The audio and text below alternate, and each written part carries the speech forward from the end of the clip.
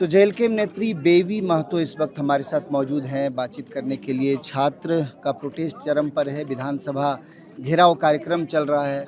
लगातार आप इस तरह के आंदोलनों को लीड करती रही हैं और छात्रों का मुद्दा को लेकर पहली बार नहीं है जब आप सड़क पर हैं। वो आंदोलन और ये आंदोलन कितना जुदा है? आपको लगता है कि इसके बाद कुछ हो सकता है? क्योंकि पहली बार सरकार ने कम से कम सीधे तौर पर बात तो ज़रूर की है।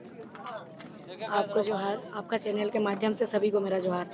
सबसे पहले मैं इस चीज़ का आपसे ज़िक्र करूँगी, जैसे आपने कहा कि जेएलकेएम नेत्री, देखिए पार्टी में है तो पार्टी का टैग नहीं जा सकता, लेकिन एक बात यहाँ मैं क्लियर करना चाहूँगी। सबको जानकारी है कि भारत एक लोकतांत्रिक देश है, तो लोकतांत्रिक देश में जो चुनाव होना, ये जो राजनीति, ये भी एक संविधान के दायरे में आता है। और ज़्यादातर लोग यहाँ पर डबल प्रोफेशनल में हैं, पढ़ाई के साथ साथ अलग कुछ करते हैं।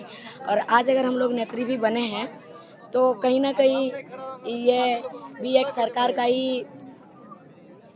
सरकार का देन कहिए, सरकार का लापरवाही कहिए, या तो फिर सरकार का गलत नीतियों के लिए कहिए, या फिर सरकार मतलब पूरी तरह से सरकार ही जिम्मेदार है इसके लिए।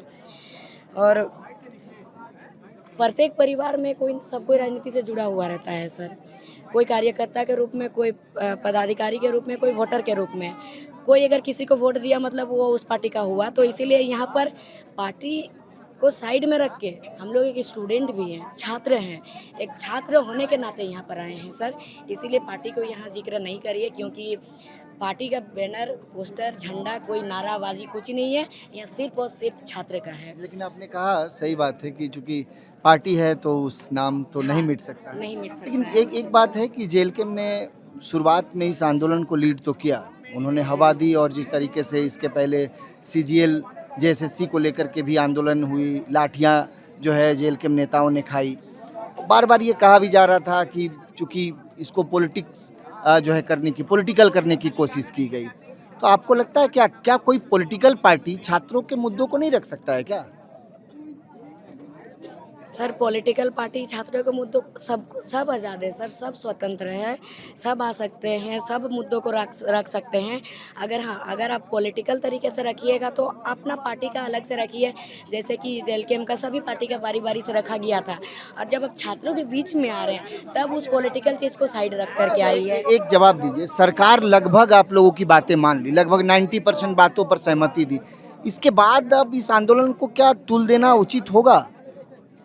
सर एक प्रकार से अब देखिए तो जेपीएससी जेएसएससी मुख्य मांग था, बाकी टीचर वाला लोग का तो था ही।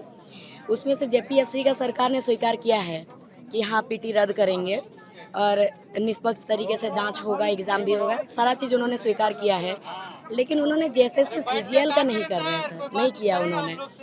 जेएसएससी सीजीएल का अब देखिए, पहले भी सरकार द्वारा आश्वासन दिया गया था कि हाँ जांच हो रही है, दिस दैट कर दिया गया था, लेकिन जांच हुई, फिर भी यहाँ पर अभय तिवारी उर्फ मनोज तिवारी का नौकरी लगा, वो अभी पकड़ा है।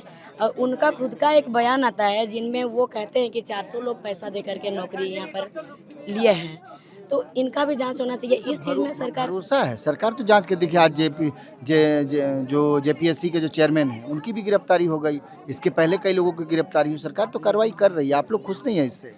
नहीं है सर, क्योंकि सरकार तो शुरू से ही कार्रवाई करते आ रही है, लेकिन सरकार हमेशा कार्रवाई करती है। सरकार ये भी कहती है कि इतने लोग पकड़ाए, उतने लोग पकड़ाए, लेकिन कौन लोग पकड़ाए? नाम सिर्फ देते हैं, चेहरा क्यों नहीं सामने लाते हैं कि ये पकड़ाए? शायद सीजीएल के टाइम में 1-2 व्यक्ति का चेहरा दिया गया था सामने और बाकी किसी का चेहरा नहीं दिया गया था। आपने लास्ट कौन सा एग्जाम दिया था? सर मैं जब सीजीएल का आंदोलन में गई थी 2023 में, पहला प्रोटेस्ट में, ऐसे पूरे स्टेट लेवल का मैं इसमें आई थी विधानसभा घेराव में, जो 60-40 नियोजन नीति का था, 23 मार्च 2023, जिसमें जयराम जी की गिरफ्तारी हुई। हाँ गिरफ्तारी हुई थी, लाठीचार्ज हुई थी, आंसू गैस छोड़ा गया था, पत्थरबाजी भी हुआ था, मतलब छात्रों का सिर उर फोड़ा गया था सर। तो उसमें भी मेरा धारा उरा लगा था।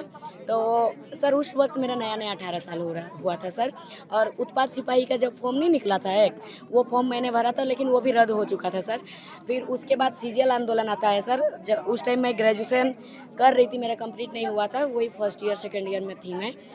तो सीजीएल आंदोलन में सर ऐसे जैसे अभी मैं साइड में बैठी हूँ ऐसे बैठी थी, तो उस टाइम अटेम्प्ट टू मर्डर का धारा लगा हुआ है सर। आपके ऊपर हाँ, attempt केस to हुआ murder का है वो वापस नहीं लिए केस? सर। जब कोर्ट गए ना उसका एंटीसेप्टिक बैन लेने के लिए, तो अगर सर वो फर्जी होता, या जैसे बहुत किसी का कहना है कि वो फर्जी केस रहता है, वो फॉल्स केस रहता है, ऐसा कुछ नहीं होता। अगर फॉल्स रहता तो सर बेल क्यों देते एंटीसेप्टिक? कोर्ट तो इनकार कर देता ना। और उसी सीजीएल आंदोलन का केस में उदय मेहता हजारीबाग के हैं ना, वो अभी जेल में है सर। तो कैसे हो सकता है बताइए? ये सब बस छात्रों को गुमराह किया जा रहा। और एक बात करियर खराब हो गया एक तरह से आपका। हाँ सर, एक तरफ से यही हो।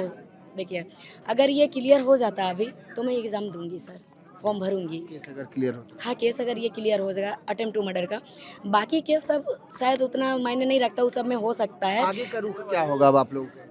आगे का रुख देखिए, आंदोलन जब भी होता है ना सर, आंदोलन में सिचुएशन डिपेंड करता है कि आगे का क्या होगा। जैसे 15 दिन से बैठे थे, मुख्यमंत्री जी गए नहीं बात करने के लिए, भूख हड़ताल। डेलीगेशन तो बात किया ना। सर वो नहीं होता है सर, कितना दूर है। जब कहते हैं मेरे ही बच्चे हैं, मुख्यमंत्री जी खुद कहते हैं मेरे बच्चे हैं। जब आपके बच्चे हैं तो आप जा क्यों नहीं रहे हैं बात करने? आप बुला क्यों रहे हैं कुछ लोगों को? आप वहाँ जाते, आप सामने सारे बातों को रखते, तो आज सब कोई यहाँ पर नहीं आते सर। और एक बात आपका क्लियर करूँगी, जैसे आपने अभी कहा कि पहले का जो आंदोलन था और आज का है, इसमें डिफरेंट क्या है, फ़र्क क्या है? देखिए, फ़र्क तुलना नहीं किया जा सकता कोई आंदोलन को, लेकिन बस इतना कहूँगी कि जो पहले विधानसभा घेराव में जब आई थी, जब हम लोग सब आए थे, तो उस वक्त आंसू गैस छोड़ा गया था, लाठीचार्ज किया गया था, पत्थरबाजी किया गया था, छात्रों को उग्र किया गया था, जिस वजह से वो आंदोलन उग्र हुआ। लेकिन इस आंदोलन में मैं जो प्रशासन है, हमारे राज्य के प्रशासन को बहुत बहुत धन्यवाद, और वे काफ़ी साथ दिए। थोड़ा लाठीचार्ज हुआ वहाँ पर, लेकिन पहले के मुताबिक सरकार सॉफ्ट हुई ना, नजर सॉफ्ट नजर आई। सर सरकार को नहीं कह सकते अभी, इसलिए नहीं कह सकते हैं ना। प्रशासन ने हाँ, छात्रों को सहयोग किया। प्रशासन ने किया। अगर सरकार सहयोग करती सर, तो 15 दिन वहाँ बैठे हुए थे, 9 दिन से भूख हड़ताल पर थे, छात्र आईसीयू में एडमिट है सर मरने के कगार में आ चुके हैं। बॉडी, डॉक्टर कह रही है कि बॉडी में इन्फेक्शन होने लगा है, बॉडी से स्मेल आने लगा है सर, और सरकार फिर भी जान नहीं रही है, वीडियो कॉल में बात कर रही है। तो ये सरकार को इसमें श्रेय नहीं देंगे सर, इसमें प्रशासन का यहाँ श्रेय देंगे सर। प्रशासन ने साथ दिया, हाँ शायद इसलिए साथ दिया क्योंकि यहाँ पर सब लाचार है सर। जो प्रशासन है, प्रशासन भी तो सरकार का ही है, लेकिन 3-4 महीना से उन्हें भी वेतन नहीं मिला है। आप देखेंगे कि एमजीएम जमशेदपुर का एक वीडियो वायरल होता है एक मैम का, जो शायद होमगार्ड में है। वो मैम कितना रो रही थी, बिलक रही थी कि 4-5 महीने से उनको तनख्वाह नहीं मिला है सर। सब पीड़ित है सर, यहाँ सब है। तो अब यहाँ पर कब तक बैठेंगी? ये विधानसभा का अंतिम बैरियर है जहाँ आप लोग बैठे हैं। देखिए, हम लोग को तो उधर ही रोका गया था। जब बीच में लंच टाइम हुआ, जयराम दादा निकले थे, डुमरी विधायक, वो निकल के वहाँ गए थे हम लोग को सबको लेने के लिए, छात्र लोग को, तब हम लोग यहाँ आ सके। वो ला के यहाँ सबको बैठाए। कुछ लोगों को फिर भी रोका गया, जो उनके साथ पार हुए हो गए, फिर वो फिर गए सदन। अभी वहाँ सत्र चल रहा है, देखिए अब क्या होता है। कोई डेलीगेशन आएगा? उम्मीद है सर, क्योंकि जब सरकार कहती है कि मेरे ही बच्चे हैं, अपने हैं, तो अपने हैं, इसीलिए उम्मीद करके आए हैं सबको यहाँ। और अगर नहीं सुनेगी तो आगे का रणनीति क्या होगा, आगे क्या होगा, ये छात्र तय नहीं करेगी, ये सरकार का जो कार्य पे डिपेंड करेगा सर, वो क्या करेंगे। बेहद शुक्रिया हमसे बातचीत करने के लिए। तो आप सुन रहे थे प्रभात खबर डिजिटल पर बेबी महतो को, और लगातार छात्रों के मुद्दों को लेकर के मुखर रहती हैं। इस वक्त हजारों की संख्या में कह सकते हैं कि राजधानी रांची में छात्र जुटे हुए हैं विधानसभा घेराव में। इस दरमियान बेबी महतो ने बहुत सारी बातें की, हालांकि उन्होंने एक बात प्रशासन के लिए, पुलिस के लिए ज़रूर कही है कि उनका सहयोग ज़रूर मिला है, उग्र करने की कोशिश प्रशासन या पुलिस की तरफ से नहीं की गई है। तो लगातार प्रभात खबर डिजिटल के साथ बने रहे, आपको कई खबरों को लेकर के लगातार हम भी अपडेट करते रहेंगे। फिलहाल मुझे और मेरे सहयोगी कुणाल को दीजिए इजाज़त, नमस्कार। प्रभातखबर.com, विश्वास वही, रफ्तार नहीं।